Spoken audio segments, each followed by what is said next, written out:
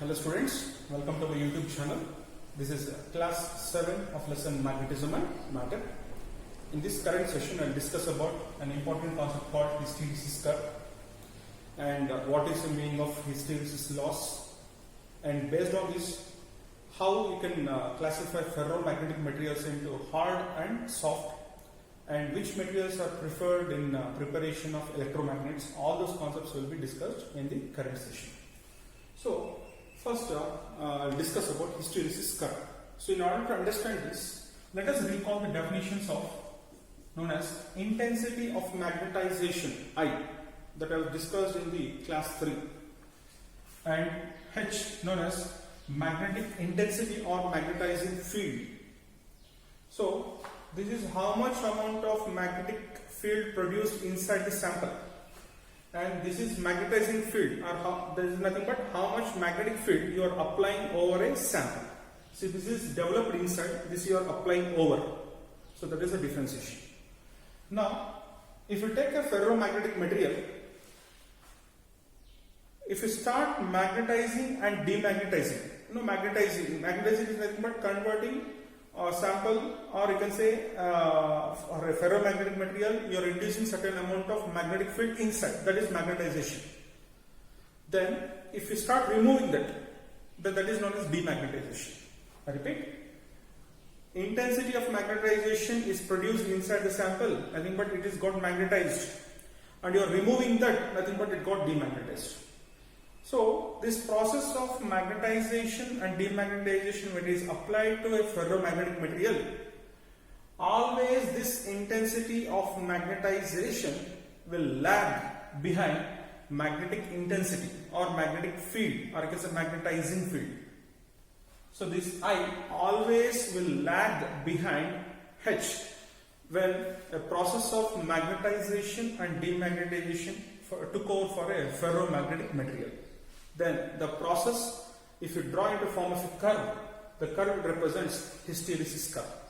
So repeat the definition.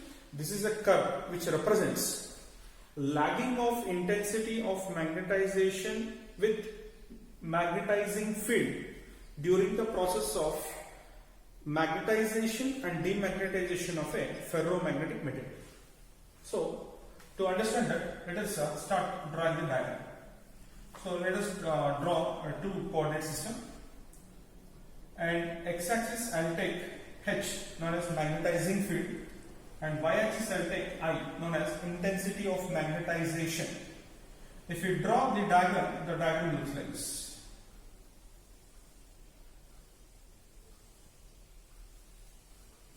So that is similar to the Twitter symbol, but you can't draw that. It's similar to the Twitter. So let us this point represent as O, and this point I take it as A, and this point is B, and this is C, next D, next E, next F. So let us start explaining. So this graph represents one cycle of magnetization and demagnetization of a ferromagnetic material. Magnetization means understood now? Like you are inducing certain field inside the sample. Demagnetization nothing but you are removing that field produced inside. So assume you took one ferromagnetic material and you are placed in an external magnetic field whose strength is H, which is magnetizing field. That is means in presence of this field only, that particular sample will get this I. Now start from point O. I will describe into steps. At O, if you see, as per the diagram, H value is 0, then I value is 0. What does it mean? No magnetizing field, then no intensity of magnetization inside. Nothing but the ferromagnetic material does not got any field inside. Slowly, if you start increasing the H, see from O to A, you just observe the diagram. If you start from O to A, H value is increasing. Then compared to y-axis, I values will increase. See here. See, for the understanding purpose, just I'll erase this part. I'll mention the points as if I explain step by step. See, if you observe here, from O to A, when H is increasing, what H represents? Magnetizing field increases. I also increases, which is nothing but intensity of magnetization also increases. At point A, if you observe, it is parallel to x-axis. What does it mean? H increases also, I remains constant. Then A is called as saturation point. Nothing but beyond A, whatever the value of H you will give, I will remains constant. Then beyond this you cannot get any extra value of I. Extra intensity of magnetization you cannot produce, whatever the value of H you will give. So let us start a reverse tracing. In sense, let us start coming back. So to come back, what you want to do is you start decreasing the value of H. So from A, H is here. If you start decreasing H, so as H decreases, I will not decreases into the same level. Then the graph will turn into this manner. See, from O if you take, H is 0, I is 0. From O to A, H increases, I also increases. At a point A, I becomes saturated. On decreasing the value of H, I value will not decrease in the same proportionate. So at O, on the reverse direction from A to B, I am telling, if you come on the path of A to B, means path 2 I am discussing here. From A to B, H becomes 0 because B and O are the same line. So with respect to B, x-axis value is what? 0. Nothing but at B, H value is 0, but I value is not equal to 0. Then this situation, if you observe here, O to B, this O to B is called retentivity.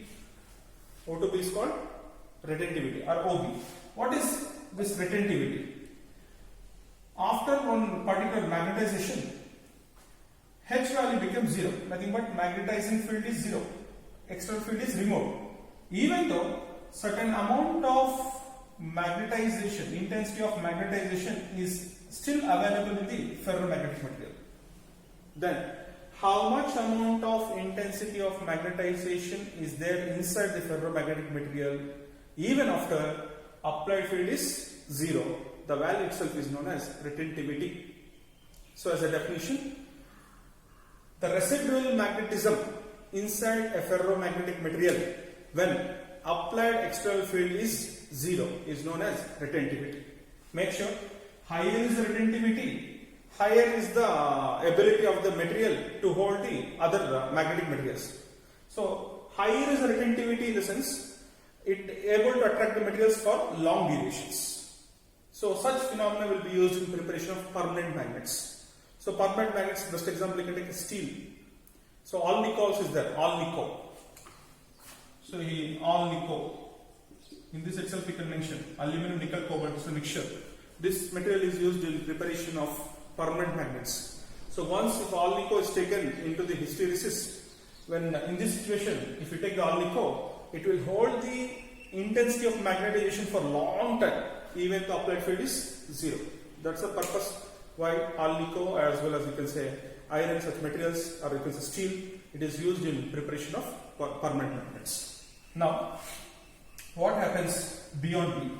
So from O to A, H is went in positive direction in increasing manner. From A to B, H was decreasing in decreased and reached to 0 at B or at O, both are same. Then beyond B, you start increasing the H value in negative direction. See, from here it's negative x-axis. So beyond O to C, instance from O to C if you take, with increase in the negative field, instance directional field is reversed here, then automatically intensity of magnetization decreases. If you start moving from B to C as the path if you take, but B to C instance H is moving from where to where? Origin to negative axis. Then here you are applying in which direction? Opposite direction. So H increased in negative direction, I will decreases. So I value reaches from B to O. In sense, negatively if you increase the H, I value becomes 0. Then at a particular reverse field, assume the point is C. When H reaches from O to C, I reaches from B to O. Nothing but at C, H value is reverse, means negative. Assuming this is positive. For a negative H, I becomes 0, then how much reverse field you are applied in order to bring the residual magnetism to 0. Then the value of the reverse magnetic field itself is known as coercivity.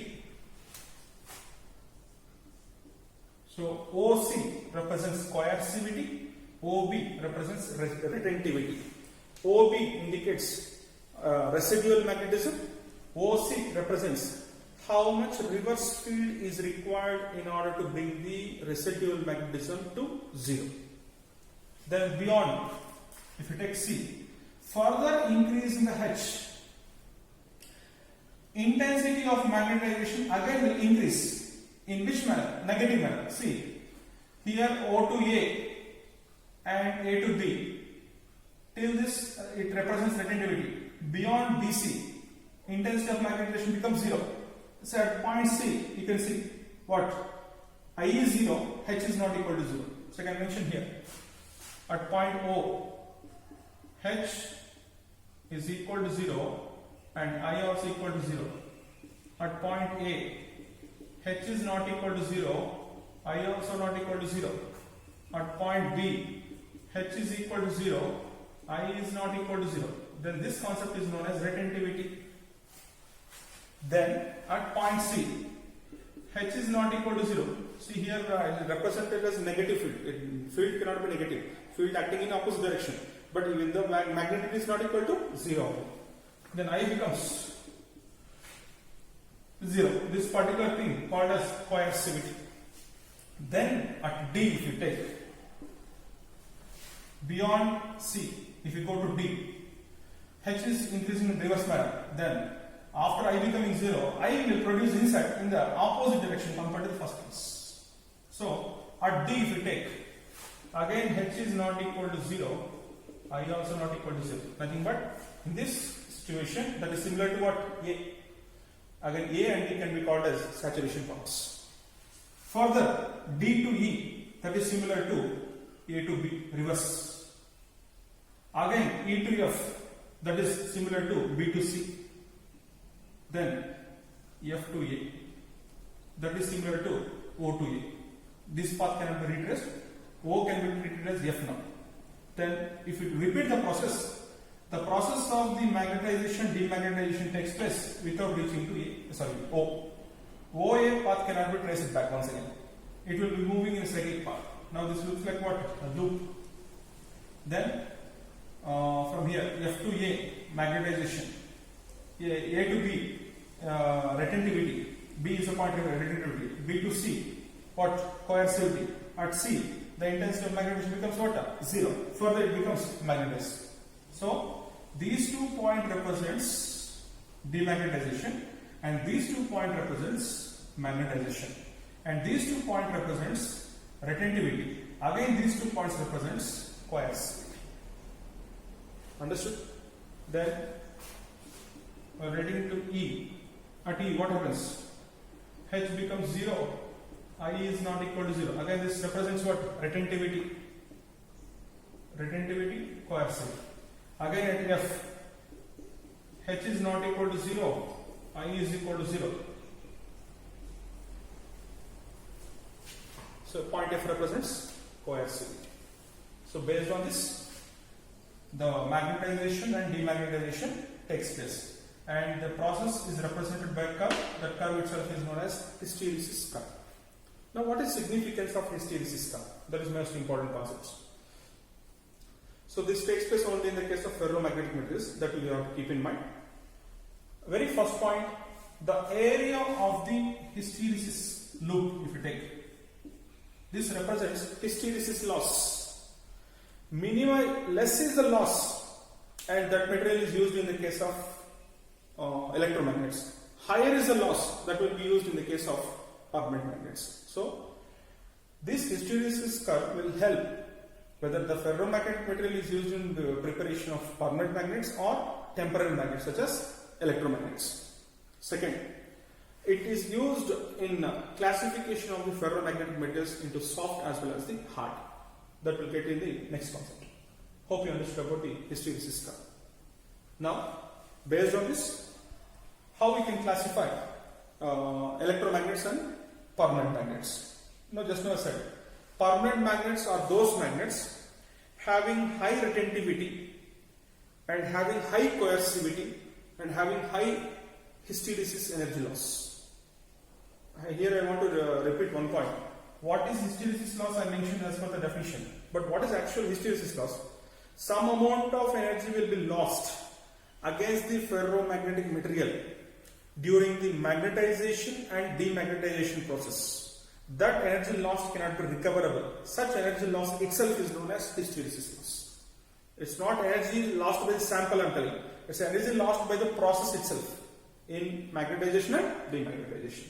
Now I repeat the concept once again, which is known as permanent magnets.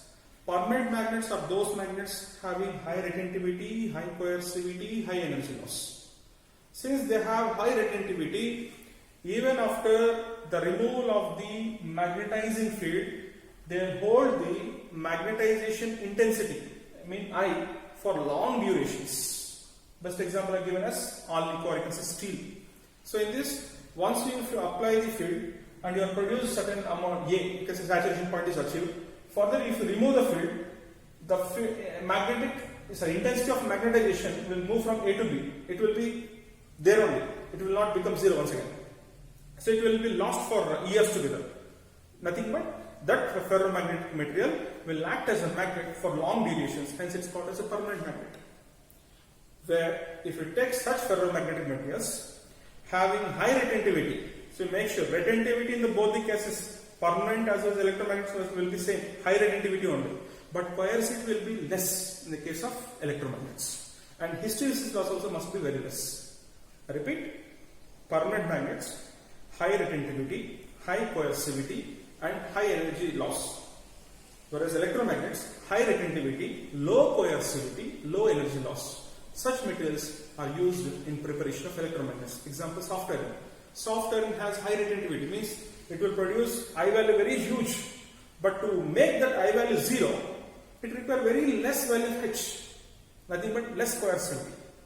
So here, a small correction I make. So this is the actual diagram. See, assume this is for permanent. If you draw for soft iron,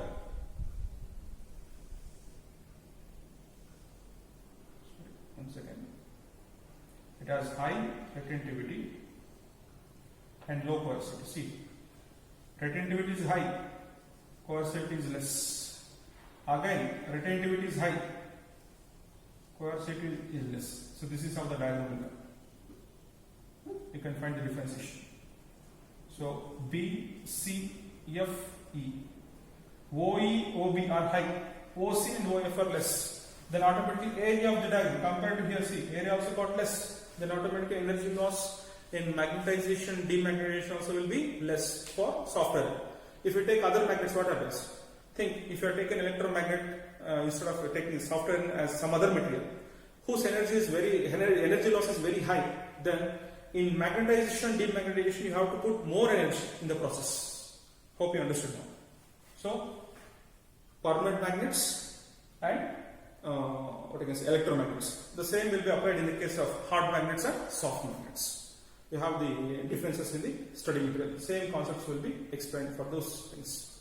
So, in today's session, I discussed about the hysteresis curve and what are the permanent magnets and electromagnets, and examples they'll ask, and what is the significance of hysteresis curve. Nothing but that represents energy loss during one cycle, nothing but complete magnetization and demagnetization process of a ferromagnetic material. And this hysteresis curve is useful in classification of the ferromagnetic materials into soft as well as the hard. So whatever the doubts you have related to these concepts, please update me, and I'll catch you up in the next sessions. Thank you.